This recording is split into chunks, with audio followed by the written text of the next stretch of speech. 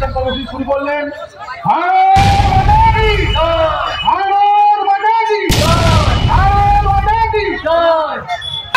श्रद्धेय अटल जी, आज उनका जन्म तिथि हम लोग पालन करते हैं। सुशासन दिवस हम लोग पालन करते हैं और यही हम लोग का नीति है कि ऐसा ऐसा दिवस में माननीय प्रधानमंत्री जी का भी जन्म सप्ताह हम लोग पालन करते हैं सेवा काम के माध्यम से। आज भी ZP 22 मंडल में हम लोग यहाँ प्रस्तुत है। मंडल के कार्यकर्ता, साधारण संपादक अशोक दा उनियाचन और जो पूर्व अध्यक्ष थे मंडल के, वो भी यहाँ मौजूद है। सबके माध्यम से आज यहाँ कंबल वितरण का प्रोग्राम चल रहा है। पूरा जिला के हर जगह ये हो रहा है। ऐसा करके हम लोग जनता के साथ जुड़े रहते हैं। कल श्रीरामपुर में फिर से कल्याण बनर्जी बोले कि मेरा मौलिक अधिकार है, फिर से हम मिमिक्री करेंगे, इसको कोई नहीं रोक सकता। तृणमूल कांग्रेस का कल्चर ये जनता का सामने आप लोग के माध्यम से जो आ रहा है, आदमी एकदम माने इरिटेटेड हो गया है। समय का खेल है। कल्याण बनर्जी को यहाँ से जनता हराएगा। इसको खाली समय का खेल है। उसका ये जो नेचर, भारत के उपराष्ट्रपति को जो अपमान किया है वो जनता नहीं मानेगी। एक सीनियर व्यक्ति है, उनका ये आदत ही है सबको अपमान करना। जनता ये नहीं मानेगी इस पर। कल बोल रहे थे शुभेंदु अधिकारी बाहरी है, बाहर के हैं, यहाँ पर आके क्या कर लेगा, हिम्मत है तो यहाँ पर इलेक्शन लड़के दिखा, ये भी चैलेंज कर रहे हैं। उनको भूलना नहीं चाहिए 1956 यही शुभेंदु अधिकारी जी उनका नेत्री और बंगाल के मुख्यमंत्री को नंदीग्राम से हराए थे। तो शुभेंदु दा को चुनौती मत दो, धो के मिट जाओगे। अच्छा, कल गीता पाठ को लेकर बहुत ज्यादा कंट्रोवर्सी हो गई। खुद वामफ्रंट में मोहम्मद सलीम थे और भारतीय शिक्षा मंत्री बोले कि राजनीतिक नौटंकी है। तृणमूल कांग्रेस का कल्चर आज एक धार्मिक अनुष्ठान है। गीता हम लोग का श्रेष्ठ मेन बोई धर्मेर बोई वो गीता है और उसको लेके ऐसा करके मंतव्य करना बहुत ही शर्मनाक बात है। ये करना नहीं चाहिए। ये हिंदू लोग के ऊपर ये लोग नहीं मानते हैं कि एक जो हिंदू जो संगठित कल हुई, जो एक हिंदू लोग का जो आवाज उठा, ये लोग नहीं चाहते हैं, दबा के रखना चाहते हैं, इसीलिए ये सब बोल रहे हैं। कल फिर से टेट का एग्जाम का पेपर लीक हो गया। वही प्रशासन, पूरा चोर लोग का प्रशासन है। ये पेपर लीक में भी पैसा का खेल है, दुर्नीति का खेल है। तो ये तो हम लोग देखते ही रहते हैं। कोई सिस्टम नहीं है, पूरा सिस्टम टूट गया है। खाली समय का खेल है। जनता उनको उखाड़ के फेंक देगी। এই সুন্দর প্রোগ্রাম আয়োজন করার জন্য এবং আপনারা সামনে যারা উপস্থিত আছেন, এখানকার বাসিন্দারা, মাতৃশক্তি, আজকে সুশাসন দিবসের বড় দিনে সকলকে শুভেচ্ছা জানিয়ে আপনাদের প্রণাম জানাই।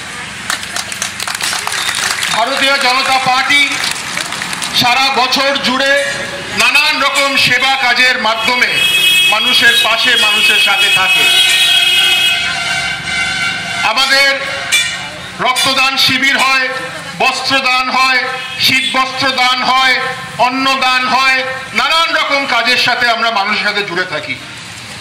তৃণমূল কংগ্রেস আপনাদের বলবে নির্বাচন আসছে বলে আসে, তাই না। আপনারা দেখবেন যে যখনই কিছু দরকার হয় এই মণ্ডলের সদস্যদের আপনারা সবসময় পাশে পাবেন।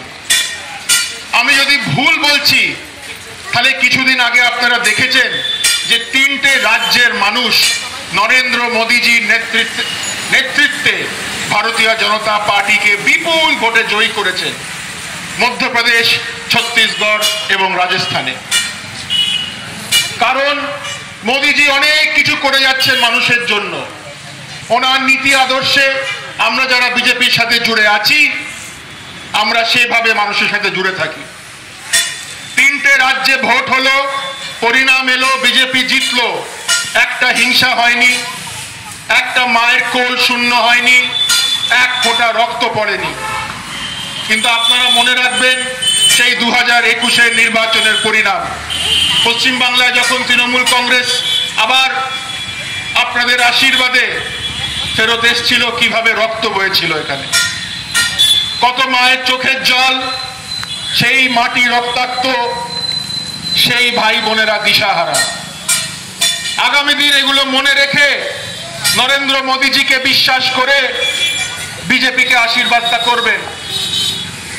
নানান রকম প্রকল্পের মাধ্যমে মোদীজি যেটা আপনাকে পাঠায় সেটাও চুরি হয়, নাম চুরি হয়, টাকা চুরি হয়, স্লোগান চুরি হয়, চাল চুরি হয়।